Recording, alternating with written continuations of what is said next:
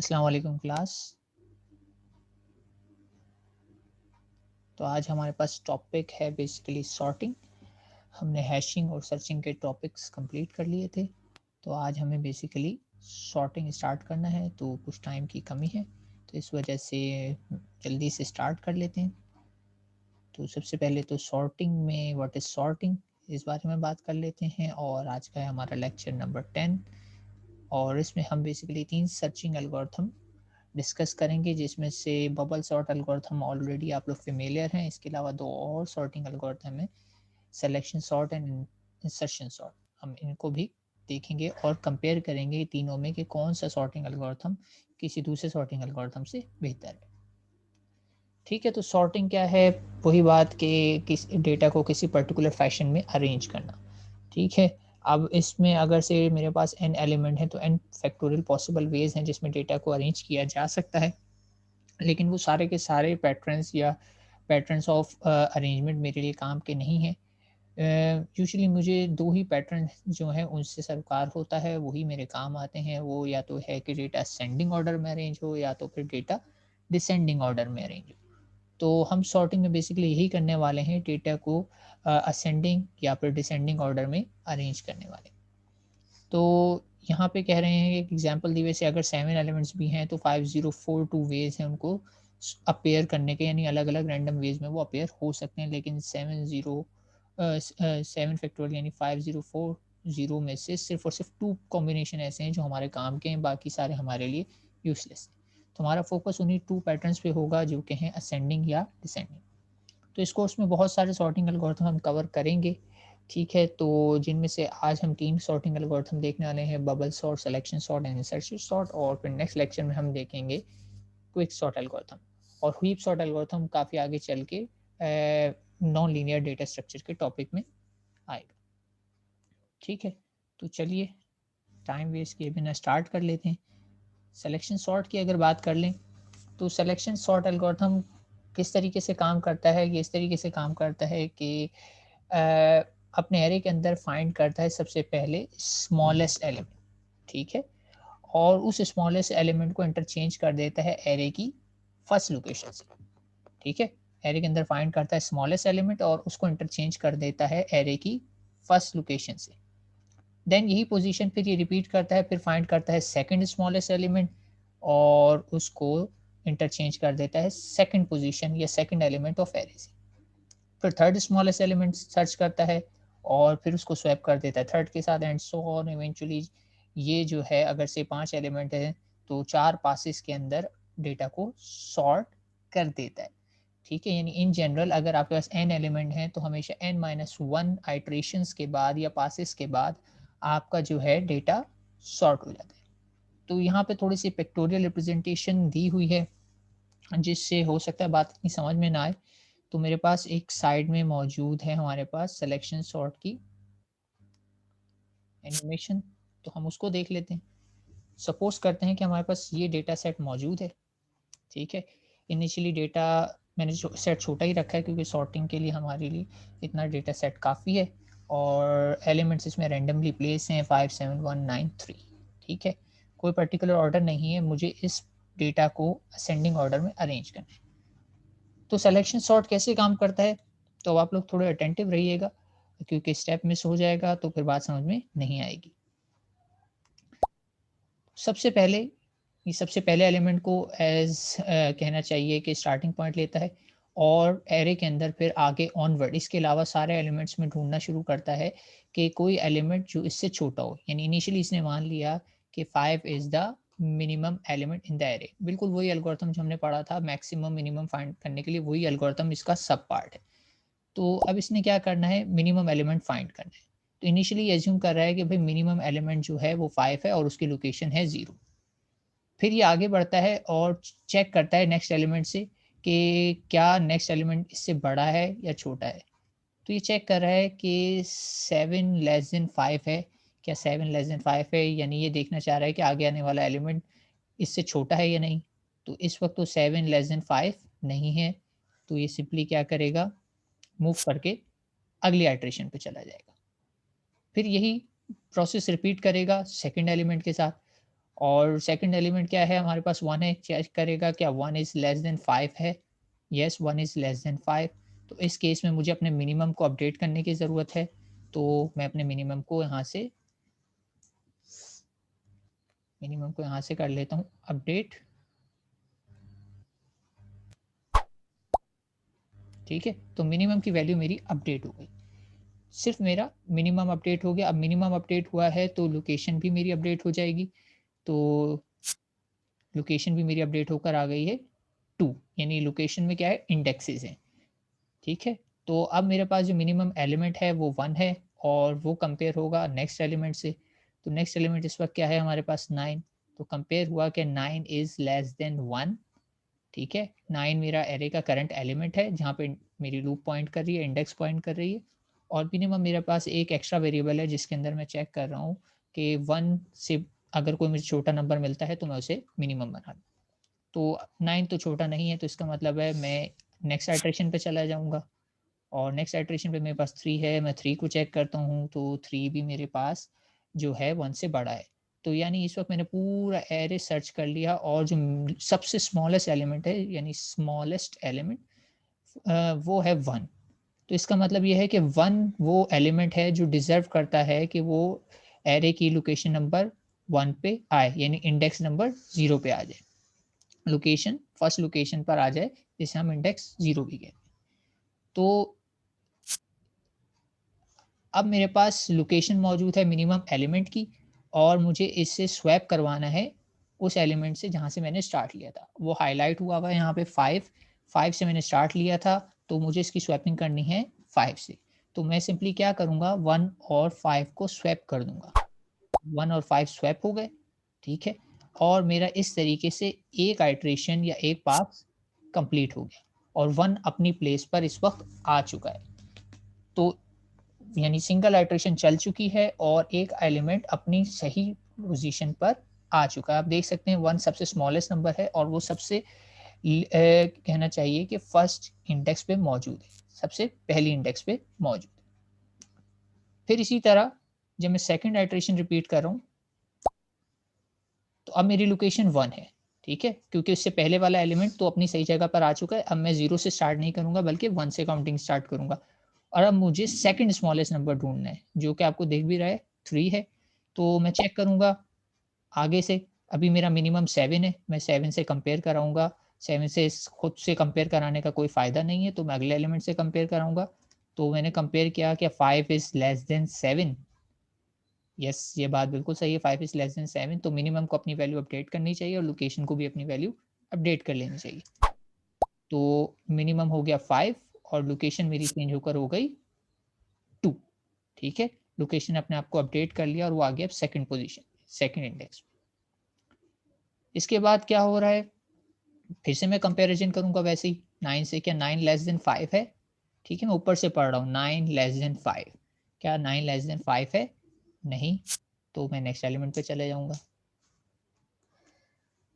Then फिर वही question, last element क्या 3 लेस देन 5 है? फिर से मैंने चेक किया क्या 3 लेस देन 5 है? तो यस 3 इज़ लेस देन 5, तो इसका मतलब यह है कि मुझे अपने मिनिमम की वैल्यू को अपडेट करने की ज़रूरत है। तो मैं कहता हूँ कि मिनिमम मेरा 3 है और डेफ़िनिटली मेरी लोकेशन भी अपडेट होकर क्या हो जाएगी, जो लोकेशन किसकी है, एलिमेंट 3 की। एलिमेंट 3 की लोकेशन क्या है, 4 है, इंडेक्स नंबर 4।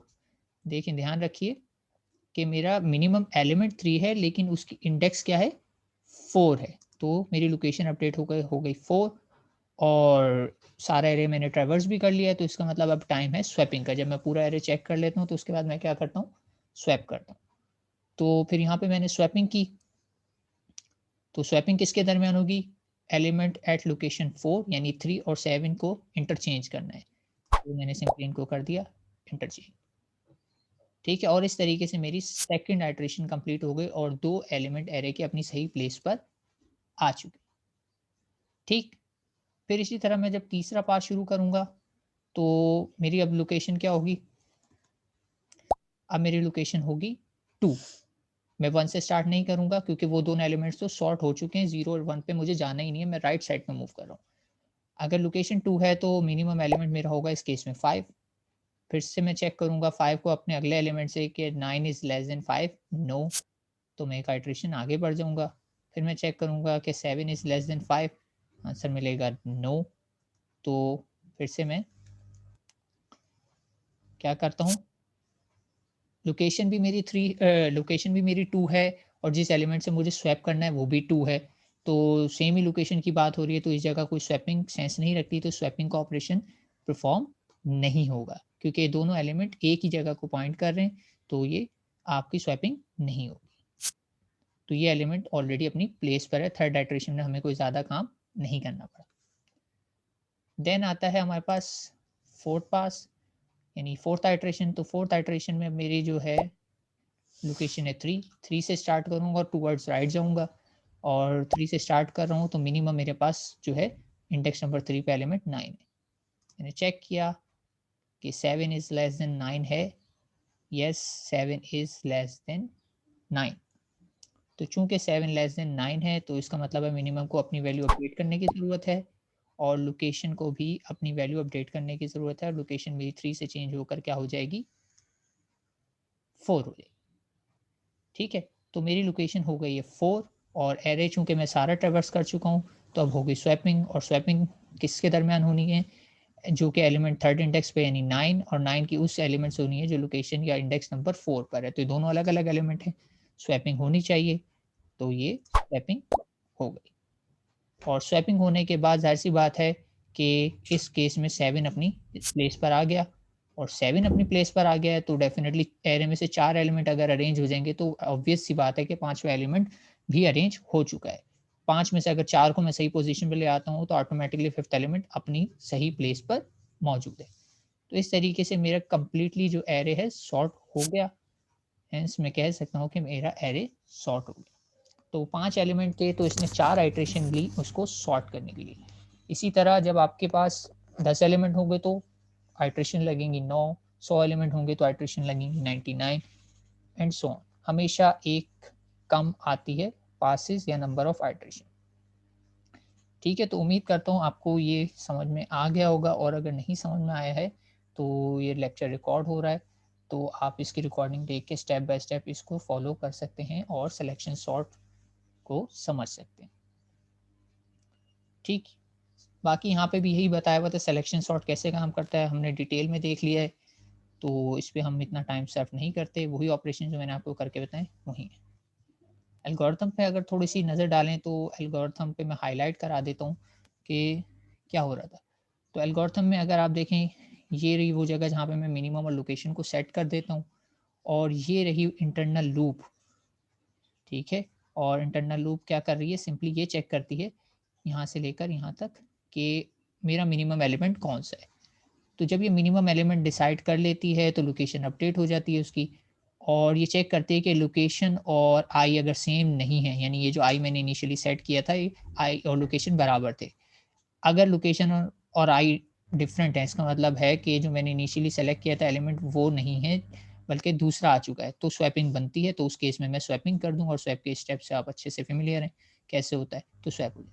लेकिन अगर लोकेशन और आई सेम होंगे तो इसका मतलब वही है जिस एलिमेंट की जगह मैं स्वैप करना चाह रहा था वो और मिनिमम एक ही है, तो इसके लिए मुझे ये स्वैपिंग करने की ज़रूरत नहीं पड़ेगी।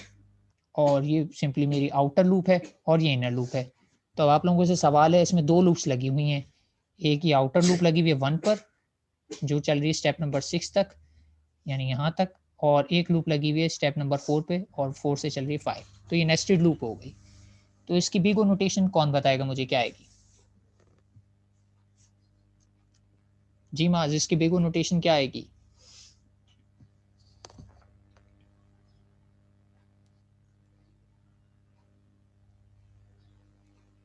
एनीवन?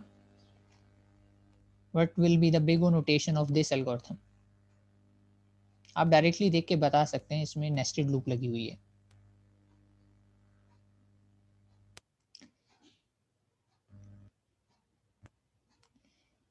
चलिए, नहीं बता रहे तो कोई बात नहीं, रिकॉल कीजिएगा इस चैप्टर को। जब मेरे पास नेस्टेड लूप होती है तो मेरे पास बिग ओ नोटेशन में एन स्क्वायर आता है, तो इसकी टाइम कॉम्प्लेक्सिटी जो है अच्छा, यहाँ पे भी एक एनिमेशन मौजूद है, आप चाहें तो इसको भी देख सकते हैं, लेकिन हम ऑलरेडी काफ़ी थॉरोली कर चुके हैं। तो ये भी वैसे ही काम कर रहा है। रेड से मिनिमम फाइंड करता है और मिनिमम को येलो वाली प्लेस पे, रेड वाली प्लेस पे स्वैप कर देता है। रेड वाली मिनिमम थी, वहीं थी, स्वैपिंग नहीं हुई। 6 से स्टार्ट हुआ है तो 3 मिनिमम, 6 से स्टार्ट हुआ तो जो भी मिनिमम होगा वो 6 से स्वैप हो जाएगा। फिर इसी तरह 9 से स्टार्ट हुआ तो जो भी मिनिमम होगा वो 9 से स्वैप हो जाएगा। ठीक है, और फिर इसी तरीके से अब इसको 5 मिनिमम मिलेगा, 5 6 से स्वैप हो जाएगा। अब 6 से स्टार्ट कर रहा है और 6 ही मिनिमम है तो आप देखेंगे स्वैपिंग नहीं हो रही। देन 9 से स्वैप कर देगा, मिनिमम 7 है, 7 को स्वैप कर देगा। देन 8 और 9 को करेगा और डेटा सॉर्ट। ठीक है, तो इसकी जो टाइम कॉम्प्लेक्सिटी है वो डेफिनेटली, जैसे कि हमने देखा, पासेस हैं, पहले में n-1 कंपैरिजन होते हैं, दूसरे में n-2 एंड सो ऑन, कम होते जाते हैं। तो हमारे पास ये फार्मूला बनता है, आप करके इसको देख सकते हैं कि ये इस तरीके से सॉल्व हो रहा है। और ये मैथमेटिक्स का फार्मूला है, इसको सम ऑफ द इक्वेशन करें तो ये रिजल्ट आता है, और इससे भी रिजल्ट मेरा n² ही आ रहा है। ठीक है, और वैसे भी मुझे लूप से देख के पता लग गया था इसका रिजल्ट n² ही आएगा, तो वर्स्ट केस भी n², एवरेज भी n², बेस्ट केस n हो सकता है। बेस्ट केस n कब हो सकता है? जब डेटा मेरा ऑलरेडी सॉर्टेड हो, तब हो सकता है कि मुझे कोई भी स्वैपिंग ना करनी पड़े, डेटा में मिनिमम हमेशा मुझे वैसे ही मिल जाए, मिनिमम भी फाइंड आउट ना करना पड़े। तो इस वजह से बेस्ट केस तब अचीव हो सकता है कि जब मेरा डेटा ऑलरेडी सॉर्टेड हो। लेकिन यानी अगर ऑलरेडी सॉर्टेड डेटा को आप सॉर्ट कर रहे हैं, असेंडिंग है और असेंडिंग में सॉर्ट कर रहे हैं, तो आपको O ऑफ n मिल सकता है। लेकिन असेंडिंग को डिसेंडिंग कर रहे हैं तो O ऑफ n² ही मिलेगा।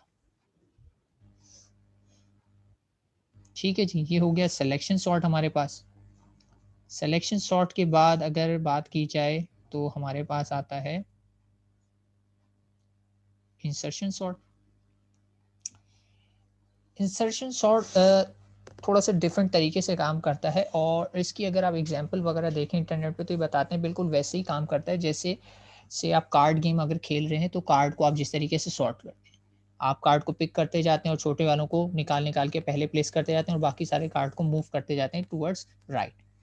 तो इंसर्शन सॉर्ट बिल्कुल इसी तरह काम करता है कि ये एक एलिमेंट को बाहर निकालता है, कंपेयर करता है पीछे एलिमेंट से और बाकियों को आगे मूव कर देता है और उसकी सही जगह पर उसको रख देता है। तो ये बिल्कुल वैसे ही काम करता है जैसे आप कार्ड गेम में कार्ड को सॉर्ट करना चाहें इन असेंडिंग ऑर्डर। ठीक है, तो आप अगर इमेजिन करें कार्ड की सॉर्टिंग तो बिल्कुल उसी तरीके से काम करता है। तो इसके लिए भी हमारे पास जो है मैंने एनिमेशन बनाई हुई है, इसको देख लेते हैं तो बात जल्दी समझ में आ जाएगी।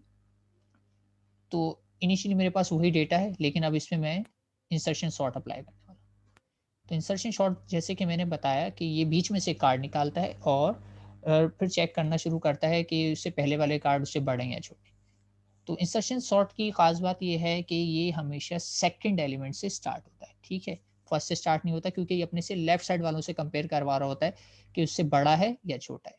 तो ये सिंपली क्या करता है, पोजीशन 1 से स्टार्ट करता है। ठीक है, पोजीशन इस वक्त मेरी क्या है, 1, यानी मेरे पास एक टेम्परेरी वेरिएबल होता है जिसमें मैं उस कार्ड को होल्ड करता हूँ, यानी बाहर निकाल लेता हूँ, तो टेम्परेरी है।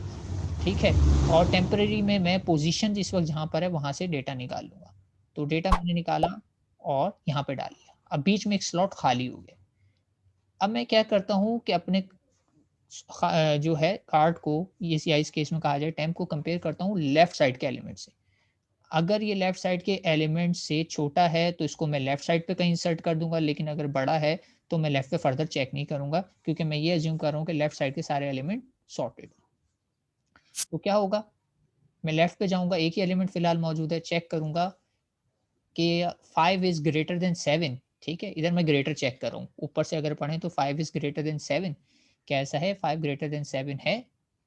तो यहाँ पे पता लगता है नहीं, 5 इज नॉट ग्रेटर देन 7, तो इसका मतलब है 7 अपनी सही जगह पर था, मुझे इसको वापस वहीं इंसर्ट कर देना चाहिए। तो मैं इसको वापस लेके जाऊँगा और टेम्परेरी में से निकालूँगा और वापस डेक के अंदर लगा दूँ। ठीक है, ये हो गया सिंपल सा पास 1, क्योंकि मुझे कुछ भी करने की ज़रूरत नहीं पड़ी।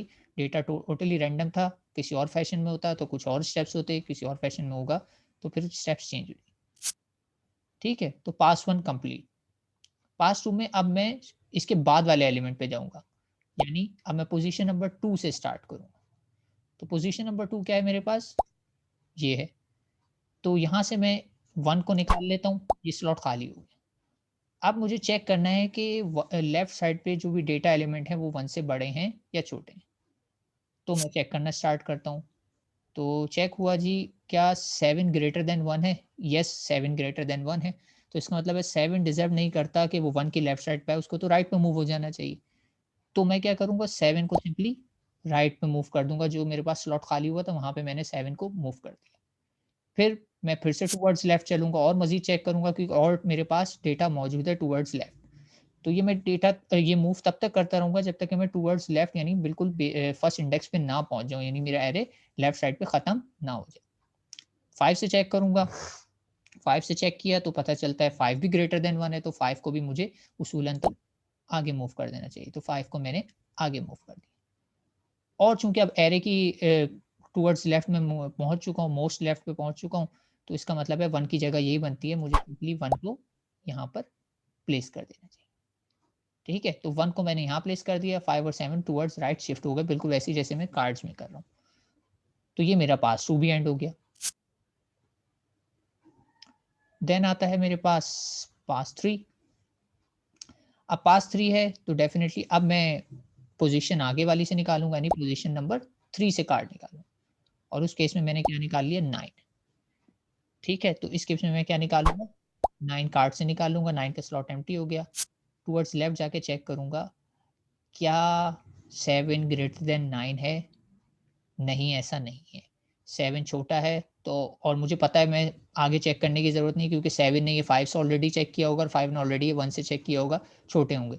तो मैं वापस चला जाऊँगा और 9 को जहाँ से निकाला है वापस वहीं पे प्लेस कर दूँगा, क्योंकि 9 अपनी सही जगह पर है, फिलहाल इसको मूव करना नहीं बनता। तो इस तरीके से मेरा थर्ड पास या थर्ड आइटरेशन भी कंप्लीट हो जाएगी। फिर आता है लास्ट पास, फोर्थ वन। तो इसमें पोजीशन नंबर 4 यानी लास्ट कार्ड को निकालूँगा, जो कि क्या है मेरे पास, 3। तो 3 को मैंने टेम्परेरी में निकाल लिया, यानी यूँ कहा जाए दूसरे हाथ में निकाल लिया। अब मेरे हाथ में कार्ड्स मौजूद हैं 1, 5, 7, 9 और दूसरे हाथ में मौजूद है 3। तो मैं चेक करूँगा, क्या इसको मैं 9 से पहले प्लेस करूँ या 9 के बाद प्लेस करूँ? तो मैंने चेक किया तो पता लगा भई कि 9 जो है बड़ा है 3 से, तो मैंने कहा नहीं, इस जगह नहीं प्लेस कर सकता, 9 को आगे मूव कर देना चाहिए मुझे। तो 9 को सिंपली मैंने आगे मूव कर दिया। फिर मैंने यही काम मज़ीद 7 के साथ ट्राई किया कि 7 3 का क्या रिलेशनशिप है, पता चलता है 7 भी 3 से ग्रेटर है, कंडीशन ट्रू हो रही है, होल्ड कर रही है, तो मैं 7 को भी आगे मूव कर दूँगा और फिर फर्दर 3 को मज़ीद चेक करूँगा। फिर चेक होता है 3 5 से, तो पता चलता है कि 5 भी ग्रेटर देन 3 है, तो इसका मतलब है 5 को भी आगे मूव हो जाना चाहिए और फिर यही काम मैं 1 से करता हूँ। लेकिन 1 से करते ही मुझे पता लगता है मेरी कंडीशन हो गई फ़ॉल्स, यानी मेरा जो 1 है वो ग्रेटर देन 3 नहीं है, ग्रेटर देन 3 नहीं है, तो मैं वापस एक स्टेप पीछे जाता हूँ, यानी पोज़ीशन जो भी पोज़ीशन पे पहुँचा हूँ, उससे वापस प्लस करता हूँ एक आगे और उस जगह पर प्लेस कर देता हूँ 3 को। और फिर इस तरीके से चूँकि अब मैंने एरे की आखिरी इंडेक्स तक ट्राई कर लिया है, तो इस वक़्त मेरा डेटा जो है वो कंप्लीटली सॉर्ट हो चुका है और आप देख रहे हैं ये डेटा मेरा कंप्लीटली सॉर्टेड है। ये जो हमने बिहेवियर फॉलो किया ये कहलाता है इंसर्शन सॉर्ट और ये बिल्कुल वैसे ही काम करता है जैसे आप कार्ड गेम में कार्ड्स को अरेंज करते हैं। तो ये बिल्कुल वैसे ही हम इसको अरेंज करें कि बीच में से एक निकालते हैं, उसकी सही जगह पे प्लेस कर देते हैं, बाकियों को शिफ्ट राइट कर देते हैं। तो इस तरीके से इंसर्शन सॉर्ट काम करता है। उम्मीद करता हूँ बात समझ में आ गई होगी और अगर ना आए तो ये लेक्चर रिकॉर्डेड हो रही है, तो इसको आप रिव्यू कर लीजिएगा, दोबारा से देख लीजिएगा। ठीक है, और मैं रिकमेंड करूँगा कि ज़रूर देखिएगा, क्योंकि आज हम 3 सॉर्टिंग एल्गोरिथम को कंपेयर करेंगे, तीनों डिफरेंट तरीके से काम करते हैं, तो हो सकता है कुछ कन्फ्यूजन क्रिएट हो जाए। ठीक है, तो इस कन्फ्यूजन से ही बचने का ये लिए तरीका है कि आप इसको बार-बार देखें और क्योंकि हमें तीनों को कंपेयर करना है कि कौन-सा बेहतर है, तो हमें देखने हैं। इतने मुश्किल नहीं है, बस डिफरेंट हैं, वर्किंग दोनों की डिफरेंट। तो नीचे इसकी इसी तरीके से स्टेप दिए हुए जो मैंने आपको करके बता दिए एनिमेशन में। आप इनको भी देख सकते हैं और मैंने मार्क भी कर दिया ये आइट्रेशन कहाँ हो रही है विद डिफरेंट डेटा सेट। ठीक है, एल्गोरिथम इसका बाहर देखने में बड़ा सिंपल सा है। काम की बातें बता देता हूँ एल्गोरिथम की क्या है। एल्गोरिथम में एक लूप ये लगी हुई है जो देखें कहाँ से स्टार्ट हो रही है। एक लूप लगी हुई है जो हमेशा इंडेक्स नंबर 1 से, आपको याद है मैंने प्लेस पोजीशन 1 से स्टार्ट किया और पोजीशन 1 से ये डेटा किस में डाल देती है, टेम्प में डाल देती है, यही कर रहे थे हम। और फिर पोजीशन -1 करती है यानी पिछले एलिमेंट पे से चेक करना शुरू करेगी। और क्या चेक करना शुरू करती है कि टेम्प में जो डेटा मौजूद है वो छोटा होना चाहिए, ठीक है? या ये भी ध्यान रखना है कि पोजीशन मेरी ग्रेटर देन 0 होनी चाहिए, यानी लास्ट एलिमेंट तक जाना है मुझे, उससे ज़्यादा नहीं। पता चले मैं यहाँ पे पोजीशन माइनस माइनस कर रहा हूँ, माइनस माइनस करते नेगेटिव इंडेक्स पे चले जाऊँ। तो मुझे ये भी ध्यान रखना है, ये चेक इसलिए लगाया गया है कि मैं नेगेटिव इंडेक्सेस में ना चला जाऊँ, क्योंकि एरे की वैलिड इंडेक्स पॉजिटिव होते हैं। और सिंपली क्या कर रहा हूँ, शिफ्ट कर रहा हूँ। शिफ्टिंग ऐसी होती है ना, पोजीशन +1 वाली जगह पे अगर मैं कर दूँ पोजीशन, तो पिछला एलिमेंट अगली लोकेशन पर मूव हो जाता है। बस मैं सिंपली यही करता जा रहा हूँ, करता जा रहा हूँ। और अगर वही बात है फैसला मेरा गलत हो जाता है चेक करने के बाद, तो मैं वापस आता हूँ एक स्टेप आगे, पोजीशन +1, और वहाँ पे जो भी टेम्प के अंदर मौजूद है उसको प्लेस कर देता हूँ। ठीक है? तो आप लोगों से बस थोड़ी-सी रिक्वेस्ट ये है कि जब आप लोग इसकी वीडियो देख रहे हो एल्गोरिथम की, तो सामने ये एल्गोरिथम रखिएगा और देखिएगा कि स्टेप कौन से उससे कोरिलेट कर रहे हैं। तो वही स्टेप्स हैं जो हमने फॉलो किए, नेमिंग कन्वेंशन भी मैंने वही यूज़ की है जो इसमें एल्गोरिथम में लिखी हुई है, ताकि आप कोरिलेट कर सकें। ठीक है, तो ये था हमारा इंसर्शन सॉर्ट। सवाल फिर से वही है, इसकी टाइम कॉम्प्लेक्सिटी क्या होगी? तो इसमें भी देखा जाए तो 2 लूप्स लग रही हैं, दोनों नेस्टेड हैं, तो इसकी टाइम कॉम्प्लेक्सिटी भी मेरे पास, अच्छा इसकी एनिमेशन भी है, इसको देख लीजिएगा। अभी थोड़ी-सी टाइम की कमी है तो मैं आगे बढ़ा दूँगा। जी, बिल्कुल सही, इसकी टाइम कॉम्प्लेक्सिटी भी हमारे पास n स्क्वायर ही आएगी। ठीक है? अगर देखना चाहें तो ये देखें टेम्प में कैसे करता है, ये जो बाहर निकालता है एलिमेंट, ये टेम्प है, और फिर लेफ्ट वालों को मूव करना शुरू करेगा जितने मूव होते हैं, और फाइनली इसको जाके जो जगह खाली होगी वहाँ पे प्लेस कर देगा। यहाँ से देखें 8 को निकालेगा लेकिन कोई फ़र्क नहीं पड़ता, वापस रख दिया। 7 को निकालेगा, सिर्फ़ 8 पे शिफ्ट करेगा और 6 को शिफ्ट नहीं करेगा, बीच में जो जगह बनती है वहाँ रख देगा। अब 2 के केस में सारे एलिमेंट शिफ्ट होंगे 1 के अलावा, क्योंकि 2 की सही प्लेस क्या बनती है? वही बनती है। तो बीच में देखें स्लॉट बनते जा रहे हैं, कंपेयर होता जा रहा है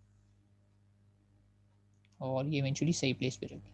अब 4 निकलेगा तो 4 जाके 5 से पहले इंसर्ट हो जाएगा, यानी 4 एलिमेंट शिफ्ट होंगे।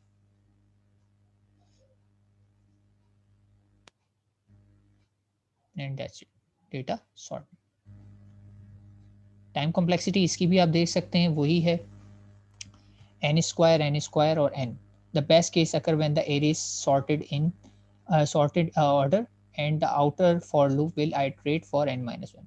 ठीक है, एरे ऑलरेडी सॉर्टेड होगा तो n आ जाएगा, और इसमें थोड़ी सी डेफिनेटली मॉडिफिकेशन करनी पड़ेगी, कोड में मुझे चेक्स लगाने पड़ेंगे कि ये बेस्ट केस को पकड़ सके।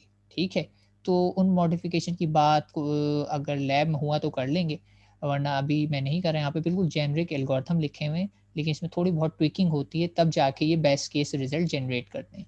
फिलहाल यहाँ पे बिल्कुल जनरल से एल्गोरिथम लिखे हुए हैं और सबकी टाइम कॉम्प्लेक्सिटी अभी तक टाई आ रही है, यानी कि इंसर्शन सॉर्ट और सिलेक्शन सॉर्ट में टाई हो गई है। अच्छा, टाइम कम है तो मैं जल्दी से बढ़ जाता हूँ बबल सॉर्ट पर। तो बबल सॉर्ट से आप अच्छे से फेमिलियर हैं, ये कैसे काम करता है, लेकिन एक मर्तबा इसको रिव्यू कर लेते हैं।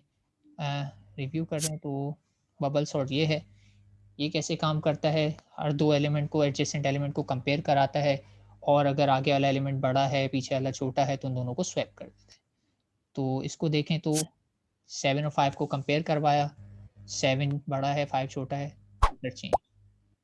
देन 7 और 9 को चेक किया, 7 और 9 में 7 छोटा है, सही जगह पर है, आगे बढ़ जाएगा। 9 और 2 में 9 बड़ा है तो डिज़र्व करता है वो आगे जाए, 2 पे है। देन इसी तरह 9 और 3 कंपेयर होगा, और 9 और 3 कंपैरिज़न में जैसे कि देखने से ही पता चल रहा है, इंटरचेंज हो जाएगा। और जब इसमें एक पास कंप्लीट होता है, तो एक एलिमेंट अपनी जगह पर पहुँच जाता है और वो होता है सबसे बड़ा एलिमेंट। टुवर्ड्स द राइट जो एलिमेंट होता है वो अपने प्लेस पर पहुँच जाता है। और फिर सेकंड पास में हम आते हैं तो दोबारा से ही बिहेवियर रिपीट होता है, यही प्रोसेस। 5 और 7 कंपेयर हुए, नो इंटरचेंज, 7 और 2 कंपेयर हुए, इंटरचेंज। फिर 7 और 3 कंपेयर हुए, इंटरचेंज, और फिर मैं 7 और 9 को कंपेयर नहीं करता क्योंकि इट मेक्स नो सेंस, मुझे पता है वो अपनी सही प्लेस पर है तो उससे कंपैरिजन की ज़रूरत नहीं है, तो मैं इसे कंपेयर नहीं करता। देन फिर पास 3 आता है और उसमें मैं फिर वो करता हूँ इंटरचेंज एंड अगेन इंटरचेंज, और 7 से कंपेयर नहीं कराता, 5 अपनी जगह। देन 2 और 3 नो इंटरचेंज रिक्वायर्ड, और 4 एलिमेंट सॉर्ट हो गए हैं तो पांचवा ऑब्वियस सी बात है अपनी जगह पे अरेंज है, तो हेंस मेरा एरे ये भी फोर्थ पास में सॉर्ट हो गया। ठीक है, तो बबल सॉर्ट रिलेटिवली आसान है, हम पहले भी इसे पढ़ चुके हैं, और इसमें भी आप डेटा देख सकते हैं सॉर्टेड फैशन में ही है। तो बबल सॉर्ट के एल्गोरिथम को अगर आप देखें, इसमें भी 2 लूप्स लगी हुई हैं, और वो जो लास्ट में नहीं जा रहा था, इग्नोर कर रहा था लास्ट एलिमेंट को जो सॉर्टेड है, वो सिर्फ इस आई की वजह से कर रहा था। तो ये एक मॉडिफाइड बबल सॉर्ट एल्गोरिथम है। इसके अलावा भी इम्प्रोवाइजेशन हो सकती है, लेकिन स्टिल ये वर्स्ट केस परफॉर्म करता है, बेस्ट नहीं देता, थोड़ा इम्प्रूव है, लेकिन इसको और इम्प्रूव किया जा सकता है, उस पर बात करेंगे हम लैब में कि बेस्ट केस कैसे अचीव किया जा सकता है। तो आप इसमें मुझे बता दीजिए इसकी टाइम कॉम्प्लेक्सिटी क्या आएगी, बेस्ट, वर्स्ट या एवरेज जो भी है। चलें वर्स्ट केस बता दें, इसकी टाइम कॉम्प्लेक्सिटी क्या आएगी।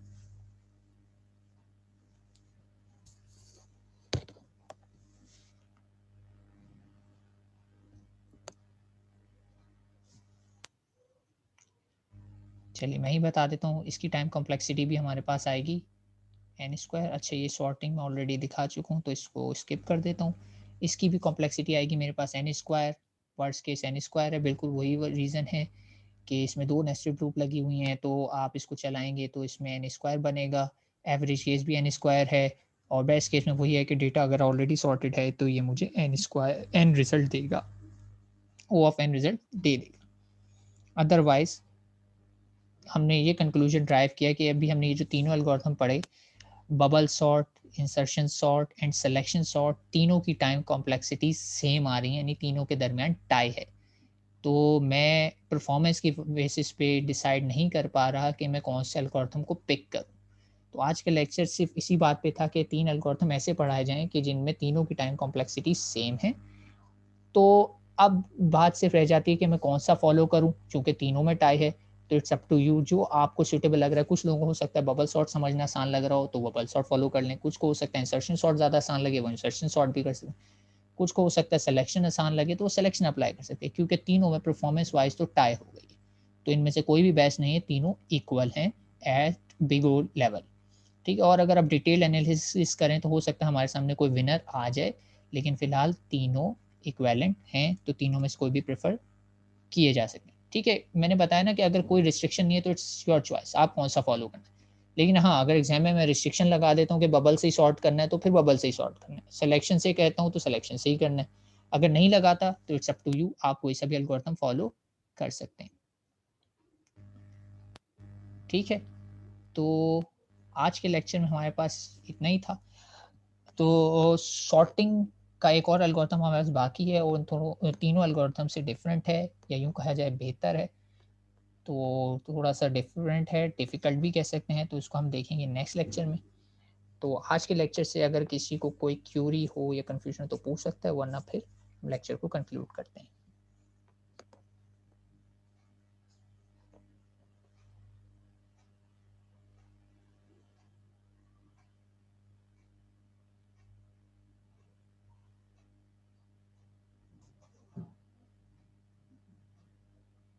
चलिए, तो I assume there are no queries, तो मैं लेक्चर को कंक्लूड करता हूँ। टिल नेक्स्ट टाइम, अल्लाह हाफिज़।